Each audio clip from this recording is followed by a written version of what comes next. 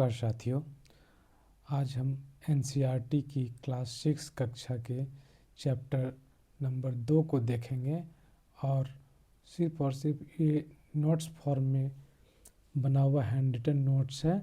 अगर आप चाहें तो इसे खुद से अपने हैंड रिटन नोट्स भी बना सकते हैं और यह इतना ऑथेंटिक ढंग से दिया गया है कि जितना ज़रूरत है आपको उसी फैक्ट्स को उसी को एनालिसिस किया गया है ताकि एग्जामिनेशन के पॉइंट ऑफ व्यू से आपके लिए लाभप्रद हो। उसी को आपको इससे ज़्यादा कुछ भी नहीं करना है। अगर एनसीईआरटी की बुक में आप देखेंगे तो और भी बहुत सारे फैक्ट्स दिए हुए हैं, लेकिन जो इम्पोर्टेंट है उसी को हम लोग, जो कि एग्जामिनेशन के पॉइंट ऑफ व्यू से रिलेवेंट है, उस पर हम लोग चर्चा करते हैं और उस पर डिस्कस करते हुए आगे बढ़ेंगे। चलिए, आज तो पहला है। दूसरा नंबर चैप्टर क्या है कि यह जो चैप्टर है आरंभिक मानव की खोज। मतलब क्या है कि जो हमारा मानव था, दैट मीन्स क्या है कि हमारा जो मानव यानी सभ्यता जो है वो किस तरह से फॉर्म होता है, कैसे बना। हमारा मानव जो है किस तरह का जीवन यापन करता था, कैसे लोग बने, कैसे आविष्कार हुआ चीज़ों का, इस और कैसे कैसे जो ज़िंदगी का जो जीने का ढंग है वो किस तरह से पीढ़ी दर पीढ़ी आगे बढ़ा, कैसी आवश्यकताएं हुई हमारी, वो आवश्यकता किस तरह से आविष्कार का जर्नी बनता है, वो यहाँ पर आपको समझने के लिए जो है मिलेगा। इस चैप्टर में मुख्य रूप से देखेंगे कि जो आविष्कार होता है, आपको आविष्कार जो बोलते हैं ना कि आविष्कार जो होता है, कोई भी आवश्यकता ही आविष्कार की जननी है कहा गया। तो इस चैप्टर के माध्यम से आपको देखने के लिए मिल जाएगा। तो सबसे पहले हम लोग क्या देख रहे हैं कि यहाँ पर देखिए जो आरंभिक मानव है ना, आरंभिक मानव आखेट खाद्य संग्राहक थे। मतलब आखेट खाद्य संग्राहक का मतलब क्या हुआ? आखेट खाद्य संग्राहक का जीवन था, मतलब क्या था कि इस तरह की ज़िंदगी थी कि लोग जो थे उस समय के जो मानव थे, उस समय के जो मानव हुआ करते थे, वह कभी इधर से उधर, इस जगह से उस जगह जाते थे और जा कर के जो है एक जगह नहीं, घूम फिर करके क्या करते थे, कभी यहाँ कभी यहाँ कभी यहाँ। तो अपनी आवश्यकता के अनुसार वो जगह को परिवर्तन करते थे। जैसे मान लीजिए कहीं पर बारिश हुई, अगर बारिश ज़्यादा हो गई तो वहाँ से हट गया, कहीं पर अगर सूखा हो गया, अगर वहाँ फसल नहीं मिला तो वहाँ से हट गए। कभी नदी के किनारे, चूँकि नदी के किनारे पानी था, सब कुछ साधन होता, तो वहाँ पर बस गए, वहाँ पर रहते थे। यानी कुल मिला के देखा जाए इसमें तो मानव जो था वो खानाबदोश की तरह जी रहा था। मतलब उसका अपना कोई जो है एक जगह पर, वो जो कोई प्लेस पर, जैसे घर बना करके जो इससे हम लोग आजकल रहते हैं, उस तरह से कुछ नहीं था। बस खानाबदोश लाइफ, कभी यहाँ कभी यहाँ कभी यहाँ, इस तरह से जिया करते थे। और जो था घूमते रहते थे। और उस समय जो होते थे, क्या देखिए, जो शिकार होता था भोजन के लिए, जो है शिकार भी करते थे लोग, मेन रूप से शिकार करते थे। और कंद मूल फल ये आसानी से मिल जाते थे, पेड़ पौधे होते थे आसानी से मिल जाते थे, इसलिए जो है इसमें अब देखिए कई कारण है। जैसे खानाबदोश ज़िंदगी के कारण क्या रहे होंगे उस समय के, जो खानाबदोश जो ज़िंदगी के क्या क्या कारण है। तो सबसे पहले क्या होता था, जैसे एक जगह मानव गया, कहीं पर भी अगर मानव है, मान लिया जाए कि एक मानव यहाँ पर रहा, यहाँ पर पानी है, सब कुछ है, भोजन का व्यवस्था है, पेड़ पौधा है, सब कुछ है। यहाँ पर मान लिया जाए कि यहाँ पर अगर कोई मानव हुआ, यहाँ पर मान लिया पेड़ पौधा है, यहाँ फ्रूट्स है, इस तरह की चीज़ें हैं यहाँ पर, तो लोग यहाँ पर रहेंगे। लेकिन कुछ समय के बाद हो सकता है कोई सीजनल फ्रूट्स हो, उसको खा के ख़त्म कर दिया तो ख़त्म हो गया, तो वहाँ जब ख़त्म हो गया तो वो दूसरी जगह चले जाएंगे। इस तरह से लोग जीते थे। अब हमको क्या दिया गया कि जानवर एक जगह से दूसरे जगह जाते रहते थे, है ना। इसके नज़रिए से भी जो है, इसलिए शिकार के लिए भी कोई जानवर होता था। कोई जानवर अगर सीजनल बेसिस पे कहीं पर है तो वहाँ पर जा कर के लोग शिकार करते थे, फिर वो समय के अनुसार दूसरे जगह पे जाते थे तो वहाँ पर जा चले जाते थे, इस तरह से। अब क्या हुआ कि पौधे मौसम के हिसाब से फलते फूलते, इस चीज़ को हम देख ही लिए हैं। और कंद मूल फूल जो है मौसम के साथ, जैसे ठंडा का कोई प्रदेश हुआ तो ठंडा में जहाँ ज़्यादा ठंडा पड़ेगा, बर्फबारी होगा, तो वहाँ पर लोग रहेंगे नहीं। जहाँ पर नॉर्मल लाइफ हो जाएगा, जहाँ पर कि मैदानी भाग होगा, वहाँ पर जा कर के रहेगा उस समय। फिर मैदानी भाग में ज़्यादा ठंड पड़ गई तो कहीं और चले जाएंगे। तो इस तरह से हम लोग देखते हैं कहीं गर्मी है तो गर्मी में तालाब के किनारे जैसे भी रह रहा है, सपोज दैट कोई व्यक्ति तालाब के किनारे रह रहा है तो तालाब के किनारे अभी रह रहा है, बाद में फिर वह तालाब अगर गर्मी के दिन में सूख गया तो वहाँ से वो निकल जाएगा, दूसरे जगह पर जहाँ पर पानी की व्यवस्था होगी वहाँ पर वो चला जाता है। इस तरह से हम देखते हैं कि जैसे जैसे जो चीज़ की ज़रूरत पड़ती है, जैसे जैसे आवश्यकता पड़ती है ना, वैसे वैसे लोग उसके अनुसार जीने का ढंग जो है करते हैं। अभी जैसे मान लीजिए अपनी ज़िंदगी में देखिए कभी मोबाइल नहीं हुआ करता था, कोई ज़रूरत नहीं था, लेकिन आज के दौर में क्या है कि आप देख रहे हैं कि मोबाइल फ़ोन जो है वो कितना ज़रूरत हो गया है। आप एक पल भी बिना मोबाइल का नहीं चलाते हैं। आपका बटुआ हो गया मोबाइल फ़ोन अभी, है ना। अभी आपका ऑनलाइन पेमेंट करना है, अगर दे आपको ऑनलाइन अगर आपको पेमेंट करना है तो पैसे पैसे रखने की ज़रूरत ही नहीं है। तो यह जो है पॉकेट पॉकेट क्या हो गया, एक तरह से मान के चलिए कि बटुआ हो गया, है ना, बटुआ हो गया ये। तो कैसे हुआ ये बटुआ, क्योंकि जैसे जैसे आवश्यकता पड़ी वैसे इसका आविष्कार हुआ। तो इस तरह से हम लोग देखते हैं कि प्रारंभिक मानव जीवन में भी जो है औजार बनाने के लिए भी पत्थर का इस्तेमाल किया गया। कैसे भी अब पत्थर का इस्तेमाल किया जाने लगा, क्योंकि अगर शिकार करना है या कोई चीज़ काटना उठना है तो पत्थर से औजार बनाता है। औजार कैसा, तो नुकीला बनेगा, काटने वाला बनेगा। क्योंकि इस समय जो होता था पत्थर का बहुत ज़्यादा योग इस्तेमाल किया गया था, पत्थर का जो ज़्यादा इस्तेमाल किया गया था, इसलिए इसको जो है पाषाण युग कहा जाता है। पाषाण का मतलब होता है पत्थर, इसीलिए जो है इसको हम लोग जो क्या कहते हैं तो पाषाण युग भी कहते हैं। पत्थरों का युग, है ना, पत्थरों का युग इसलिए कहा जाता है क्योंकि इस समय जो बहुत सारे जो है पत्थरों से ही ज़्यादातर यूज किया जाता था, इसलिए इस जगह को पाषाण युग कहते हैं। अब मुख्य रूप से अगर देखा जाए तो पाषाण युग को भी 3 कालों में विभाजित किया गया है। पाषाण को जो है 3 भागों में विभाजित किया गया, एक है पूरा पाषाण, मध्य पाषाण, नव पाषाण। ठीक है, पूरा पाषाण की अगर हम लोग बात करते हैं तो इसका अगर कालक्रम की बात करते हैं तो 20 लाख से 12,000 वर्ष पहले, यानी 20 लाख अगर हम देखते हैं तो 20 लाख से 12,000 कितना साल पहले से 12,000 पहले का जो समय था वो पूरा पाषाण युग के लिए। इस युग के औजार जो है बहुत बेढंगे हुआ करते थे। पूरा पाषाण, अब देखिए उसको क्या किया गया, कैसे उसको डिवाइड किया गया। पाषाण काल में पत्थरों के स्थान पर इसको डिवाइड जो किया गया, किस किस स्तर पर डिवाइड किया गया है। तो पहले हम लोग देख रहे हैं क्या कि पत्थर जो होते थे पत्थर के अनुसार उसको डिवाइड किया गया है। जब पहले शुरू में जैसे औजार बना कुछ भी तो बेढंगा टाइप का हुआ करता था, तो उस युग में यानी पूरा पाषाण युग में, क्योंकि उतना तो विकसित नहीं हुआ था ना कल्चर उस समय, जिस तरह का जैसे मान लीजिए पत्थर का ऐसा मिला तो उसी से काम कर लिया, उसको बनाया नहीं जाता था क्योंकि लोगों को समझ नहीं थी, विकसित नहीं हुआ था उस तरह से। तो इसलिए जो होता था पूरा पाषाण युग में जो था वो पत्थर कैसे होते थे बेढंगे का। आपको क्वेश्चन पूछ जाएगा पूरा पाषाण युग में पत्थर का आकार होता था, शार्प होता था, आयताकार होता था, ऐसे होता था और बेढंगे होता था, आंसर हो जाएगा बेढंगा। ठीक है, नेक्स्ट देखते हैं, नेक्स्ट है नवपाषाण युग। नवपाषाण युग में क्या हुआ, उसके बाद एक छोटे और सुदृढ़, दैट मीन्स क्या हुआ कि नवपाषाण युग में जो है उसको नुकीला बनाया जाने लगा, जैसे जैसे आवश्यकता पड़ी उसको काटने की छीलने की जो भी है। तो पूरा पाषाण में और नवपाषाण में, पूरा पाषाण में बेढंगा रहेगा और नवपाषाण में सुडौल हो गया और सुकड़ा हो गया और छोटा हो गया। पत्थरों के अलावा क्या क्या होता था, पत्थर के अलावा जो हड्डी और लकड़ी का भी इस्तेमाल किया जाता था।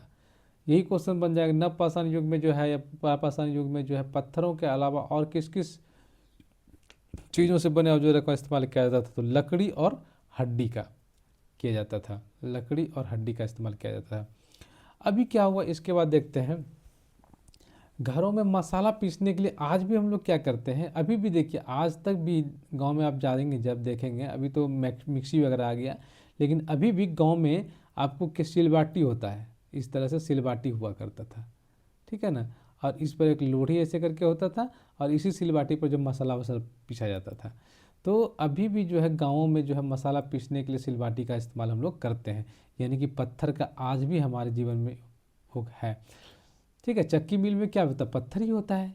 ठीक है ना, उसी का मतलब जो है आज मैकेनिकल रूप हो गया, है ना।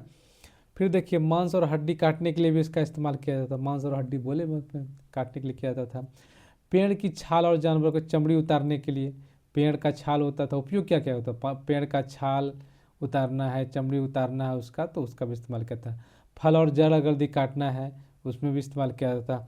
हड्डी या लकड़ी से बने हैंडल से जोड़कर कुल्हाड़ी या हथौड़ी, बहुत खूबसूरत क्वेश्चन, जैसे कुल्हाड़ी बोला था ना, कुल्हाड़ी पत्थर का जो पहले होता था, पत्थर का ही कुल्हाड़ी पहले बनाया गया था फर्स्ट ऑफ ऑल, यही जान लीजिए। इस तरह से पत्थर को काट करके इसमें ये करके इस तरह से कुल्हाड़ी बनाया गया था पहले पत्थर से। और हथौड़ा तो था ही, या हथौड़ा कहिए कुल्हाड़ी कहिए जो भी कहिए, वो उसी तरह का होता था क्योंकि शेप सेम ही होता था। फिर देखते हैं कि पाषाण युग का जो है अधिकांश जो हिस्सा था वह हिमयुग था। हिमयुग मतलब जो है पूरा बर्फबारी से टाइप का होता है, हिमयुग के रूप में माना जाता है उस समय का, है ना। तो पूरे पूछ जाएगा पाषाण काल का युग जो था वो किस तरह का होता। अभी देखिए ये हो गया, है ना, ये एग्जाम्पल है, हाँ, स्टोन यूज का। पहला नंबर देखिए बेढंगा हुआ, फिर उसके बाद जो है इसको काटने छीलने के लिए 2 नंबर में ऐसा बनाया गया, फिर जो है 3 नंबर में ऐसा हो गया। मतलब इस तरह से जो है इसको यूजेबल बनाया गया, यानी कि पत्थरों का इस तरह से जो है धीरे धीरे काट के या फिर उसको छील करके या घिस करके उसको नुकीला बनाया जाता था, मतलब शेप में लाने लगा है। जैसे जैसे आवश्यकता पड़ते गई उस तरह से उसको शेप में लाते गया, है ना। इस तरह से देखिए बनाया गया है, किस तरह से जो है इस फोटो में दिया गया है। कैसे नुकीला बनाना है तो उसको तोड़ फोड़ करके, छेद करके या फिर काट करके इस तरह से इसको जो नुकीला बनाया जाता था और उसका यूज किया जाता था काटने में, छीलने में, ये सारा इस तरह से देखते हैं इसको, ठीक है। अभी एक बात हो गई है इसमें क्या कि उस जमाने में चारों तरफ जो है बर्फ भी बर्फमान, स्वाभाविक बात है क्योंकि वो हिमयुग माना जाता है तो बर्फ ही पर ही रहेगा ना, जहाँ तक बर्फ रहेगा, इस तरह से पूरा बर्फ भरा हुआ था। लेकिन माना जा रहा है कि ग्लोबल वार्मिंग के बारे में जो लगभग 1200, अभी हम लोग जो 12,000 अभी जो बात कर रहे हैं ग्लोबल वार्मिंग का, तो ये ग्लोबल वार्मिंग जिसमें आया था उसमें तो हिमयुग था पूरा, आपको पता ही है। पहले यहाँ पर क्या था, पानी ही पानी था, उसको ठोस रूप में था, हिमयुग के रूप में था।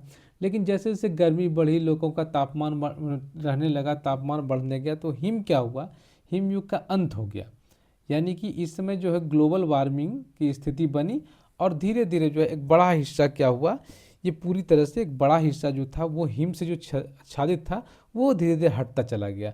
और वो जब हटा तब जा कर के क्या हुआ कि धीरे धीरे जब चूँकि बर्फ़ है तो बर्फ़ में तो पौधा वगैरह होगा नहीं, तो इसलिए उसके तापमान बढ़ने से क्या हुआ कि हिम जो है वहाँ से हट गया। हिम हटने के बाद क्या होगा कि ऑटोमेटिक जो है फिर जो है वहाँ पर मैदानी भाग बन गया, है ना। पहले हिम आच्छादित होता, मैदानी भाग बना, और मैदानी भाग जब बनेगा तो यहाँ पर क्या हो जाएंगे, पेड़ पौधे उगना स्टार्ट हो जाएंगे, है ना।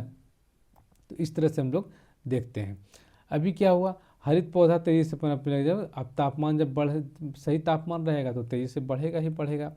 अब हम लोग क्या देखते हैं कि नेक्स्ट क्या हुआ कि यही वह समय था जब आज के ज़माने में कई स्तनधारी का विकास हुआ, इसी समय में। यानी कि आपसे पूछा जाएगा कि स्तनधारी का विकास कब से स्टार्ट होता है हमारे पृथ्वी पर, तो 12,000 वर्ष पूर्व, 12,000 वर्ष पूर्व में जो है ये हुआ था, ठीक है। अब स्तनधारी जैसे ही पशु आया तो लोग मांस सेवन करने लगे, मांस का डिमांड बढ़ने लगा, मांस सेवन करने लगे लोग, है ना। इस तरह से धीरे धीरे क्या हुआ कि घास के परिवार के पौधे जो है दूर दूर दुनिया में तेज़ी से पनपने लगे।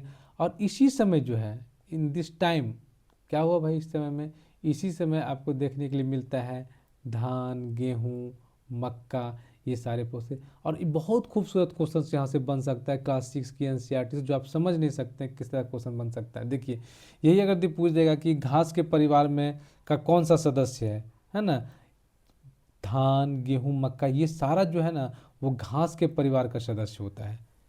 और यह सबसे पहले जो धान, गेहूँ, मक्का का ही जो है उत्पादन हुआ, ठीक है। इसलिए ये इसको घास का परिवार ही माना जाता है।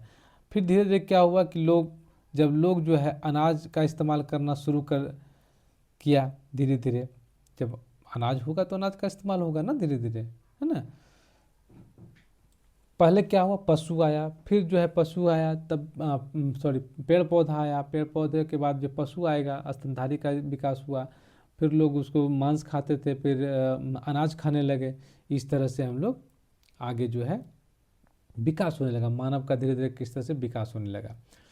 नेक्स्ट हम लोग देखते हैं कि पूरा पाषाण युग में लोगों के रहने के कुछ मुख्य स्थान, मतलब उस समय पूरा पाषाण युग में लोग कहाँ कहाँ मुख्य रूप से जो है इसको भीमबेटका कहाँ है, मध्य प्रदेश में। हुंसगी जो है कर्नाटक हो गया। कुरनूल की गुफाएं कहाँ है, तो आंध्र प्रदेश में। आइए इसको मैप पे देखते हैं, मैप पे देख लेते हैं, बहुत इंपॉर्टेंट है ये क्वेश्चन। यही क्वेश्चन पूछ दिया जाएगा पूरा पाषाण युग में जो है का स्थान कौन कौन सा पता। भीमबेटका हो गया, भीमबेटका कहाँ हो गया आपको, मध्य प्रदेश में। ये यहाँ देखिए, ये मध्य प्रदेश में भीमबेटका हो गया, भीमबेटका यहाँ है ना। भीमबेटका ये मध्य प्रदेश हो गया, यहाँ पर भीमबेटका हो गया, ये मध्य प्रदेश हो गया। और फिर ये होसंग जो है यहाँ पर हो गया आपको कर्नाटका हो गया। और कुरनूल जो है, कुरनूल यहाँ हो गया। कुरनूल आपको कहाँ पर है, तो ये हो गया आंध्र प्रदेश का इस सब एरिया में जो है कुरनूल हो गया, है ना, एपी में। तो इस तरह से हम लोग 3 स्थान मुख्य रूप से देखते हैं, ठीक है। ये स्थान 3 रूप से मेन रूप से स्थान था। अभी देखिए ये सारा स्थान मेन रूप से जो देखा गया है कि दक्कन के पठार पर देखा गया है। दक्कन के पठार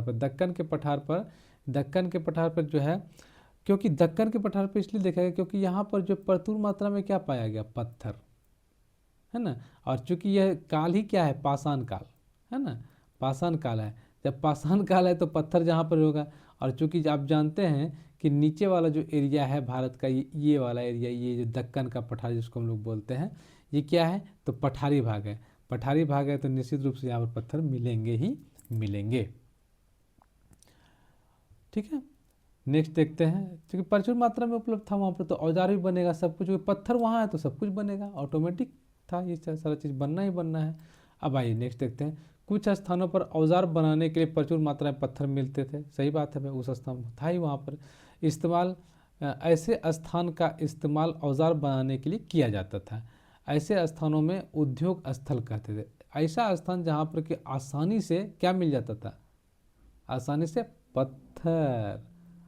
से पत्थर मिल जाएगा, उस स्थान को हम लोग क्या बोलेंगे भाई, कि यह उद्योग स्थल हो गया।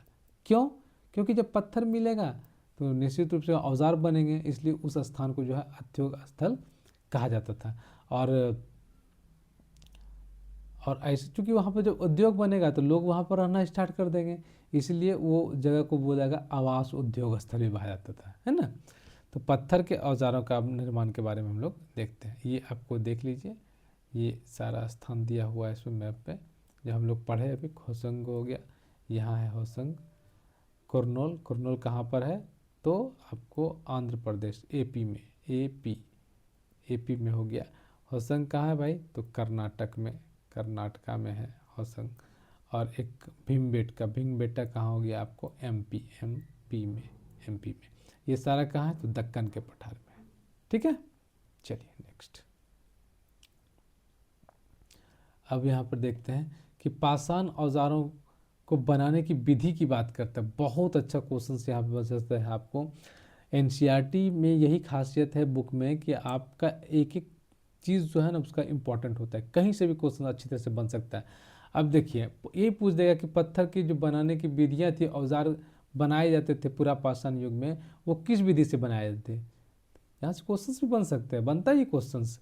तो इसमें देखिए 2 तरह से, एक है पत्थर को पत्थर से टकराना और दूसरा है दबाव शल्य तकनीक के द्वारा, ठीक है ना। अब पत्थर से पत्थर को टकराने का मतलब तो समझ ही रहे हैं कि मान लीजिए ये बेडोल आकृति का इस तरह से पत्थर मिल गया। अब दूसरा पत्थर से इसको कट करके इस तरह से जो है छेनी टाइप का इस तरह से काटने वाला, इस तरह का नुकीला पत्थर इसको बना दिया जाएगा। तो ये हो गया आपको पत्थर से पत्थर काट करके। लेकिन इसमें जो है, और तब तक इसको काटा जाता है जब तक कोई तरह का आकार, जैसे हमको मान लीजिए फरसा टाइप का बनाना है, इस तरह से काटने वाला दबिया बनाना है, तो इसको इस तरह से जब तक इसको काट कूट करके ऐसे करके इस तरह से बना दिए, ये हो गया दबिया टाइप का, ये काटने वाला हो गया। तो इसको बोलते थे पत्थर से पत्थर। दूसरा क्या है, दूसरा है दबाव सल्क तकनीक बोला जाता है इसको। दबाव सल्क तकनीक क्या है, तो दबाव सल्क तकनीक जो होता है वो क्रॉड, है ना। इस विधि में क्रॉड यानी जिस पत्थर से औजार बनाना हो को किसी सख्त सतह पर रखा जाता था। मतलब क्या होता था, इसमें दबाव सल्क का मतलब जैसे पत्थर है, ठीक है ना, ये पत्थर हो गया। अब पत्थर को कोई आकृति देना तो इसके ऊपर बहुत भारी भरकम पत्थर या कोई और वस्तु रख दी जाती थी, है ना, ताकि उसको और फिर जो है रख करके किसी बड़े पत्थर से जो है इसके ऊपर पीट सही आकार देने के लिए इसको पीट कर सही आकार दिया जाता है। मतलब मान लीजिए पत्थर है, पत्थर के ऊपर जो है पत्थर रख करके दबाव दिया जाता था, तो इसको शल्य दबाव शल्य विधि कहा जाता है। ये तो इसको दाब करके या फिर पीट करके इस पर जो हाथ कुछ इस तरह का आकृति से पीट करके इसको चौड़ा करके आकृति दिया जाता था इस तरह से। तो इसको हम लोग बोलते हैं शल्य दबाव शल्य तकनीक बोलता है। अब पूछ देगा कि दबाव शल्य तकनीक क्या है, तो फिर समझिए क्या होता है, इसको लिखिए जो हम बताएं। अब नेक्स्ट देखिए, नेक्स्ट इसमें अगर हम बात करते हैं, आग की खोज मानव की जाति के लिए एक बहुत बड़ी क्रांति माना जाता है, ठीक है ना। आग का जो खोज हुआ था वो कैसे हुआ, आग का एक्चुअल में खोज कैसे हुआ कि जंगल पर, तो उसमें जंगल हुआ करता था, तो जंगल में क्या हुआ, एक बार आग लग गई, तो लोगों को बहुत अचंभा हुआ कि ये है क्या, आखिर है क्या ये। तब समझा कि ये आग है। तो फिर आग लगी कैसे, तो आग लगी कैसे जंगल में, तो निश्चित रूप से उसको समझ में आया कि आखिरकार निश्चित रूप से जो है इसमें कहीं ना कहीं घर्षण हुआ है, और घर्षण के वजह से जो है दो चीज़ें जब घर्षण होती, जब देखा कि पत्थर से पत्थर हम लोग टकराते हैं तो उससे क्या निकल रहा है, लो निकल रहा है। पत्थर से दो पत्थर ऐसे लिया और ऐसे टकरा लिया तो यहाँ से लो निकल गया, तो समझ में आ गया कि निश्चित रूप से यह जो है रगड़ करके आग जो है निकाला जा सकता है। और उससे जो है पत्थर, और उसमें क्या देखा गया होगा कि जब रगड़ करके आग लगी तो उसमें कुछ फल वगैरह पूरी जो है फसल वगैरह पक गया, पकने के बाद उसको खाया तो टेस्ट उसका और भी अच्छा लगने लगा। कुछ जो मांस था मांस पक गया, लोग पहले कच्चे मांस खाते थे लोग, है ना।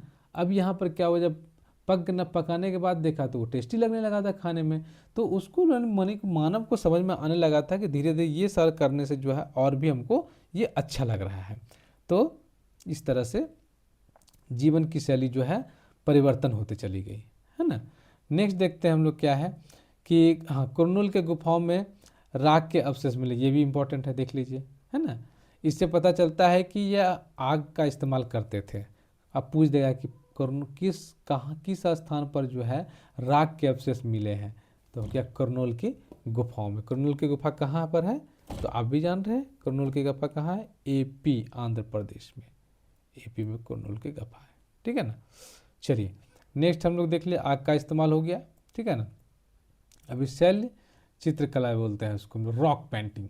रॉक पेंटिंग भी देखिए इसमें आया। पाषाण युग के लोग अच्छे कलाकार भी थे, है ना, क्योंकि रॉक पेंटिंग जब बनाया, पत्थर पर पेंटिंग वो किल करके, जैसे मान लीजिए पत्थर है, ऐसे करके पत्थर हो गया। अब इस पर क्या किया कि लोग खुरेद करके या काट करके इस पर जो है पेंटिंग का इस्तेमाल किया गया, है ना। तो अभी एक भीमबेटका जो है, भीमबेटका कहाँ पर, एमपी में। भीमबेटका कहाँ पर, तो एमपी में। एमपी में देखा गया कि कई गुफाओं में कई सुंदर तस्वीर बनाए गए हैं, बहुत सारे सुंदर सुंदर तस्वीर बनाए गए हैं। अधिकतर पेंटिंग में जानवर और शिकार के फोटो भी दिखाया गया है, अधिकतर स्थान पर जानवर का और शिकार का इस तरह का स्थान दिखाया गया है। अब पूछ देगा, यहाँ से क्वेश्चन बन सकता है, अच्छा क्वेश्चन बन जाएगा कि भीमबेटका जो है वो भीमबेटका जो गुफा है वहाँ पर किस तरह का पेंटिंग है, तो रॉक पेंटिंग है। रॉक पेंटिंग में क्या था, जानवर है और शिकार का उसमें इस्तेमाल बनाया गया है उसके द्वारा, है ना। इतिहासकार क्या मानते हैं इसको, इतिहासकार का मानना है कि ऐसी तस्वीरों को किसी खास उत्सव या मौके पर बनाया जाता था, इतिहासकार इसको मानते हैं। शिकार पर जाने के पहले लोग पेंटिंग बनाते थे, है ना, मतलब खाली समय जब मिलने लगा लोगों को तब सब पेंटिंग वेंटिंग का इस्तेमाल करने लगा था। यह हो सकता है कि लोगों को इतना खाली समय मिलने लगा था कि अपने आसपास के सुंदर प्रकृति को निहार सके और उसके बारे में सोच सके, है ना। इन पेंटिंग से ये पता चलता है कि लोग समूहों में रहते थे, है ना। धीरे धीरे क्या हुआ, जब लोग बसने लगे, एक दूसरे आने लगे, तो जैसे मान लीजिए भोजन हो गया, तो भोजन अब पहले तो डेली खाता था, डेली जाता था, डेली जो मिलता था खा लेता था, कंदमूल फूल। लेकिन अब क्या हुआ, अब जैसे जैसे कि अनाज का गेहूँ चावल ये सब जब होने लगा तो लोग उसका स्टोरेज भी करने लगे, रखने लगे, तो उसको समय मिलने लगा। तो वो जब समय उसके पास मिलने लगा तो वो क्या करेगा, उस समय का इस्तेमाल करेगा। उस समय क्या करेगा, तो वो जो है तस्वीर बनाने में या फिर रॉक पेंटिंग बनाने में इस तरह से उस समय का यूटिलाइज करने लगा, है ना। अभी इसमें इससे पता चल चुका शिकारी लोग तो था सुरक्षा के लिए, जानवरों की सुरक्षा के लिए लोग एक जगह समूह बनाकर रहते थे, है ना। और उससे बड़े समूह में रहने लगे, धीरे धीरे पहले ये बना, फिर धीरे बड़ा समूह बनने लगा। और इस समूह में आसानी से बड़े जानवरों को मारा जा सकता था, क्योंकि समूह में जब रहेगा तो बड़ा जानवर को चारों साइड से घेर घार के मार देता था वो लोग, इसलिए, है ना। अब क्या होने लगा, धीरे धीरे प्रचुर मात्रा में मिलने रहते हैं, वही बात हो गया, भोजन अब ज़्यादा मात्रा में मिलने लगा लोगों को। ऐसा माना जाता है कि अक्सर पुरुष ही शिकार पर जाते थे, महिलाएं गुफा में रह करके बच्चों का देखभाल करते थे। अब देखिए यहीं से जो है पैटर्नल यानी कि पैतृत्व सत्ता जिसको बोलते हैं कि हमारा जो देश है वो पैतृत्व सत्तात्मक है, यानी यहीं से देखिए मतलब पुरुष जो होता था वो कहाँ जाता था, तो भोजन के लिए, शिकार के लिए जाता था, और महिलाएं जो है बच्चों की देखभाल किया करती थी। महिलाएं कंद मूल फल इकट्ठा भी करती थी, यानी करती होंगी, ऐसा तो अनुमान ही लगाया जा सकता है, ये सारा चीज़ होता था इस तरह से। इस तरह से हम लोग देख लिए कि किस तरह से जो है मानव सभ्यता जो है विकसित हुई, लोगों कैसे कैसे जो है उसका विकास हुआ, विकास कैसे हुआ, पहले जो है धीरे धीरे आवश्यकता हुई, आवश्यकता के बाद आवश्यकता पड़ी, आवश्यकता जैसे जैसे पड़ते गई वैसे वैसे जो है आविष्कार होता गया, है ना। आविष्कार जो है वो होता चला गया, इस तरह से हम लोग देखते हैं। और यह दूसरा चैप्टर आज हम लोग समाप्त कर दिए। इसको आप नोट्स जरूर बनाइएगा, जितना नोट्स बना के उसको मल्टीपल टाइम रिवीजन कीजिए, क्योंकि ये छोटी छोटी चीज़ें जो है आपको एग्जामिनेशन में परेशान कर सकती हैं, है ना। तो आज के लिए इतना ही, नेक्स्ट डे के लिए फिर हम नया चैप्टर स्टार्ट करेंगे। चैनल को सब्सक्राइब कीजिए, लाइक कीजिए और रिवीजन कीजिए, निश्चय ही आप कॉन्फिडेंशियल हो जाएंगे। और मैं दावा करता हूँ कि हम पूरा हिस्ट्री का पहले एनसीईआरटी सीरीज चला रहे हैं और इसको पूरी तरह से ख़त्म करेंगे, और आप इसको डेली ज़रूर देखिए। धन्यवाद। जय हिंद, जय भारत।